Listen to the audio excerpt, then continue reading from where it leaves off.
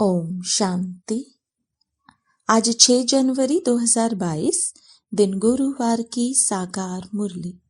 आइए अब सुनते हैं मीठे बाप दादा के मधुर महावाक्यों को।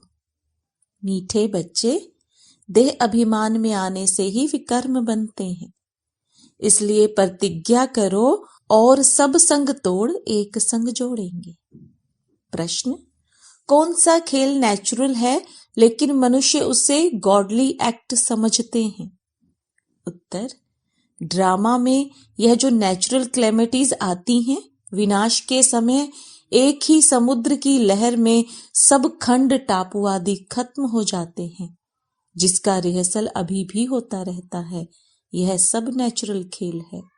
इसे मनुष्य गॉडली एक्ट कह देते हैं, परंतु बाबा कहते हैं मैं कोई डायरेक्शन नहीं देता हूं, यह सब ड्रामा में नूंद है।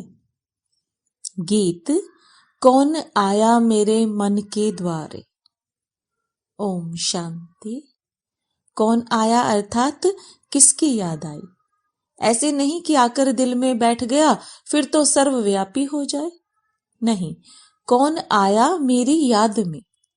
अकाल मूर्त, जिसको काल खा ना सके। सिख लोगों के पास अकाल तख्त भी है, उनके पास अकाली लोग भी हैं। वो लोग खुद नहीं समझते कि सिख धर्म प्रवृत्ति मार्ग का धर्म है।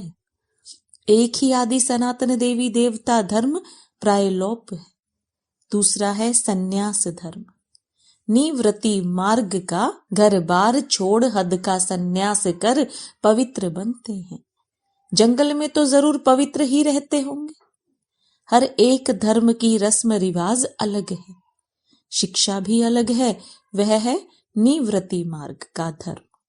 उनको फॉलो करने वाले को भी घर बार छोड़ कफनी पहननी पड़े। फिर भल वो लोग कहते हैं घर गृहस्थ में रहते भी ज्ञान पा सकते हो, परंतु वह कोई ज्ञान नहीं। न सन्यासी ऐसे करा सकते हैं। वास्तव में गुरु वह जो सदगति देने वाला हो, वह तो एक ही है। गुरु नानक ने भी शिक्षा दी है, वह भी परमात्मा की ही महिमा करते हैं। एक ओंकार अकाल मूर्त तुमको अब उस अकाल मूर्त अर्थात परम पिता परमात्मा की ही याद है। महिमा करते हैं अकाल मूर्त अयोनी है, स्वयंभू अर्थात रचता है, निर्भय निर्वैर अकाल मूर्त सतगुरु प्रसाद जप साहेब आदि यह महिमा है परम पिता परमात्मा की। अकाल मूर्त को ही मानते हैं, वही बताते हैं सतयुग आदि सत, होसी भी सत। फिर यह भी कहते हैं मूत पलीती। पतित पावन माना ही मूत पलीती कपड़ धोए साफ करते हैं, तब उनकी महिमा गाते हैं। फिर कहते हैं अशंख चोर हराम खोर, यह भी इस समय की ही महिमा है। फिर नानक कहे नीच विचार कर, फिर उनके ऊपर बलिहार जाते हैं। जरूर जब वह आया तब तो बलिहार जाते हैं। बाबा कहते मैं अहिल्याओं गणिकाओं साधुओं का भी उद्धार करने आता हूं, तो जरूर सब पतित ठहरे। अब यह है बेहद की बात, तो जरूर बेहद का मालिक ही आकर समझाएंगे। ब्रह्मा विष्णु शंकर भी मेरी रचना है। ब्रह्मा द्वारा आदि सनातन देवी देवता धर्म की स्थापना, शंकर द्वारा अनेक धर्मों का विनाश। दूसरे जो आते हैं सिर्फ अपने धर्म की स्थापना करते हैं। ऐसे नहीं कि वो गुरु लोग सदगति दाता है। सदगति किसकी करेंगे? उनकी वंशावली की ही पूरी वृद्धि नहीं हुई है, तो सदगति कैसे करेंगे? बाप कहते हैं मैं आकर आदि सनातन धर्म की स्थापना और अधर्मों का विनाश कराता हूं। इस समय सब तमो प्रधान पाप आत्मा बन गए हैं। मनुष्य जो इस बेहद ड्रामा के पार्टधारी हैं, उन्हों को मालूम होना चाहिए कि सृष्टि चक्र कैसे फिरता है। बाप आकर हम बच्चों को त्रिकालदर्शी बनाते हैं। यह भी समझते हैं जरूर बाप आकर स्वर्ग सचखंड की स्थापना करेंगे और झूठ खंड का विनाश करेंगे। सचखंड की स्थापना करने वाला सच्चा ठहराना, यह सब बातें बाबा ही समझाते हैं। सभी तो धारण कर नहीं सकते क्योंकि देह अभिमान बहुत है। जितना देही अभिमानी होंगे अपने को आत्मा अशरीरी समझेंगे, बाबा को याद करेंगे तो धारणा होगी। देह अभिमानी को धारणा नहीं होगी। योग से ही आत्मा के पाप दग्ध होते हैं। दिन में तो देह अभिमान रहता है, तो देही अभिमानी बनने की प्रैक्टिस कब करनी चाहिए? बाप कहते हैं नींद को जीतने वाला बनो। बाप कितनी अच्छी पॉइंट्स समझाते हैं, परंतु कई ऐसे भी बच्चे हैं जो मुरली सुनते ही नहीं। पढ़ाई तो मुख्य है, कैसे भी करके मुरली पढ़नी चाहिए, परंतु ऐसे भी नहीं विकारों में गिरते रहें और मुरली मांगते रहें। जब तक गारंटी न करें मुरली नहीं भेजनी चाहिए। जो मुरली नहीं पढ़ते तो उनकी गति क्या होगी? अच्छे अच्छे बच्चे भी मुरली नहीं पढ़ते, नशा चढ़ जाता है। नहीं तो एक दिन भी मुरली मिस नहीं करनी चाहिए। धारणा नहीं होती है तो समझना चाहिए देह अभिमान है, वह ऊंच पद पा नहीं सकेंगे। बाबा अच्छी रीति समझाते हैं, बच्चों को भी समझाना पड़े। बाबा तो बाहर जा न सके, बाबा बच्चों के आगे ही समझाते हैं। यह बड़ी मम्मा भी है गुप्त।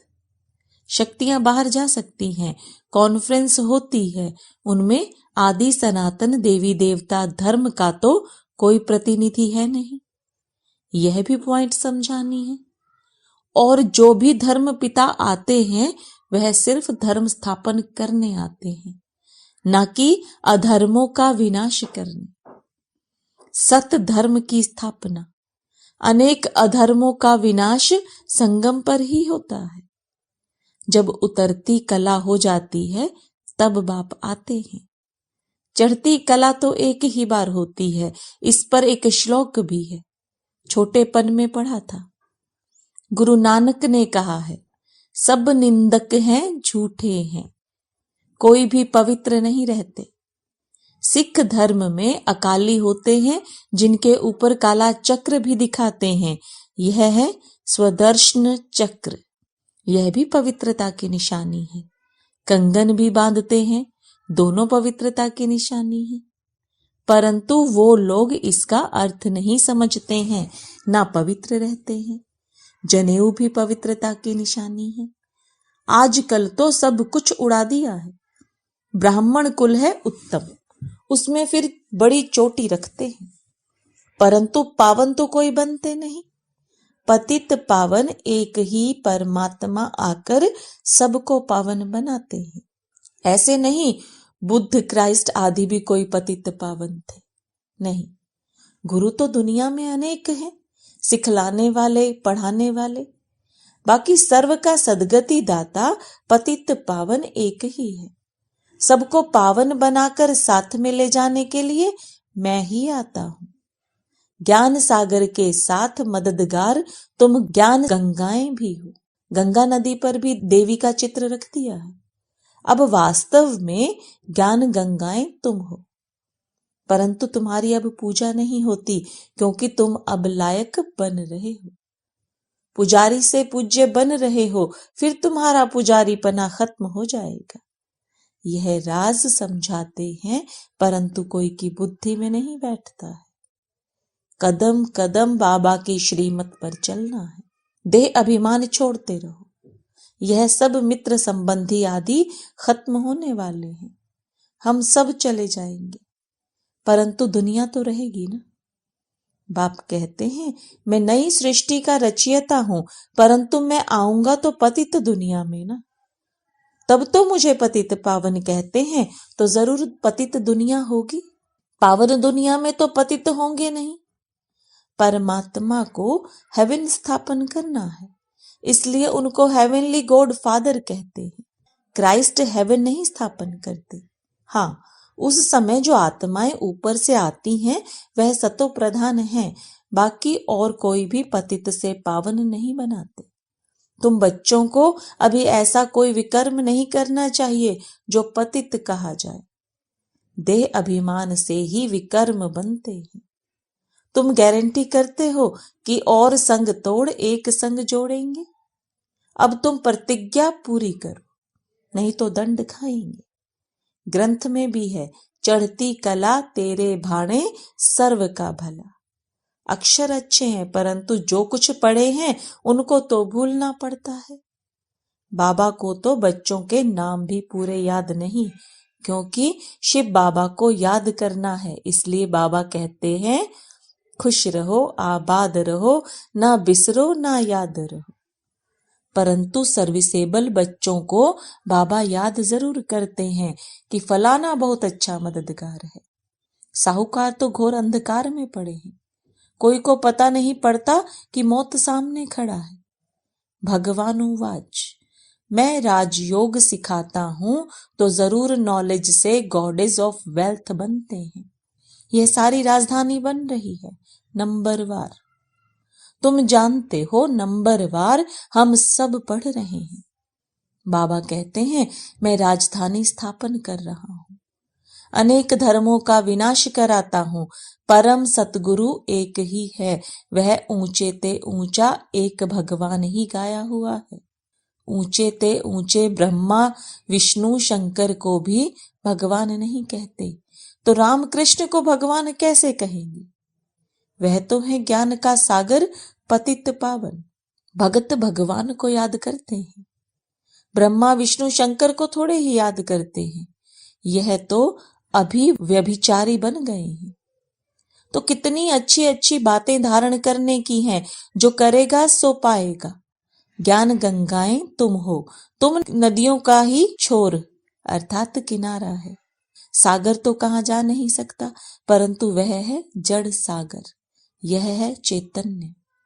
उसमें तो एक तूफान की लहर उठी तो बहुत नुकसान हो जाता है। विनाश के समय जोर से तूफान आएगा, सब खंड टापू आदि खलास हो जाएंगे। देरी नहीं लगती, नेचुरल क्लेमिटीज को गॉडली एक्ट कह देते हैं। तब कहा है कि शंकर द्वारा विनाश तो गॉडली एक्ट ही हुई ना। परंतु बाप कहते हैं, मैं कोई ऐसा डायरेक्शन आदि नहीं देता हूं, यह सब ड्रामा में नूंद है। तूफान, नेचुरल क्लेमिटीज आदि आदि सब अपना काम करेंगी। कल्प कल्प यह क्लेमिटीज आनी ही है और सब खंड खत्म होंगे, बाकी एक भारत रह जाएगा। उसके लिए तैयारी होती है, रिहर्सल होती रहेगी। यह नेचुरल खेल बना हुआ है। तुम शिव शक्तियां ही कहां पर जाकर समझा सकती हो कि तुम सब चाहते हो शांति स्थापन हो, परंतु तुम जानते हो शांति होती कहां है, सुख कहां होता है, दुख कहां है। यह सब समझने की बातें हैं। अभी दुखधाम है, यही भारत सुखधाम था। आदि सनातन देवी देवताओं का राज्य था। कलयुग है दुखधाम, इनका विनाश जरूर होना है। पहले अंत होकर फिर आदि होनी है। मध्य में है अनेक धर्म, सतयुग में एक धर्म था। यह ड्रामा का चक्र है, इसमें 4 मुख्य धर्म हैं। एक धर्म का पाया अर्थात टांग गुम है। देवता धर्म स्थापन करने वाला कौन है, यह बताओ? परम पिता परमात्मा ब्रह्मा द्वारा स्थापना कराते हैं। वास्तव में तुम भी प्रजापिता ब्रह्मा की औलाद हो, शिव की भी औलाद हो। ब्रह्मा की औलाद होने के कारण आपस में भाई बहन हो। तुम जानते हो हम उनके बने हैं।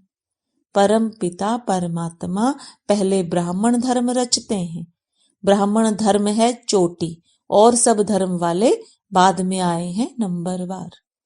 आखिर में तुम्हारी प्रत्यक्षता होनी है जरूर। अच्छा, मीठे मीठे सिकिलदे बच्चों प्रति माता पिता बाप दादा का याद प्यार और गुड मॉर्निंग। रूहानी बाप की रूहानी बच्चों को नमस्ते। रूहानी बच्चों की, रूहानी बाप दादा को याद प्यार, गुड मॉर्निंग और नमस्ते। धारणा के लिए मुख्य सार। ज्ञान की धारणा के लिए जितना हो सके देही अभिमानी रहना है। अशरीरी बनने का अभ्यास रात को जाग कर करना है। कैसे भी करके मुरली रोज सुननी व पढ़नी है, एक दिन भी मिस नहीं करनी है। और संग तोड़ एक संग जोड़ने की प्रतिज्ञा करनी है। वरदान, बिंदु रूप में स्थित रह उड़ती कला में उड़ने वाले डबल लाइट भव। सदा स्मृति में रखो कि हम बाप के नयनों के सितारे हैं। नयनों में सितारा अर्थात बिंदु ही समा सकता है। आंखों में देखने की विशेषता भी बिंदु की है। तो बिंदु रूप में रहना, यही उड़ती कला में उड़ने का साधन है। बिंदु बन हर कर्म करो तो लाइट रहेंगे। कोई भी बोझ उठाने की आदत न हो। मेरा के बजाय तेरा कहो तो डबल लाइट बन जाएंगे। स्व उन्नति व विश्व सेवा के कार्य का भी बोझ अनुभव नहीं होगा। स्लोगन, विश्व परिवर्तक वह है जो नेगेटिव को पॉजिटिव में परिवर्तन कर दे। लवलीन स्थिति का अनुभव करो। देह की स्मृति से ऐसे खोए हुए रहो जो देह भान का, दिन रात का, भूख और प्यास का, सुख के आराम के साधनों का किसी भी बात के आधार पर जीवन न हो। तब कहेंगे लव में लवलीन स्थिति। जैसे क्षमा ज्योति स्वरूप है, लाइट माइट रूप है, ऐसे क्षमा के समान स्वयं भी लाइट माइट रूप बन जाओ। ओम शांति।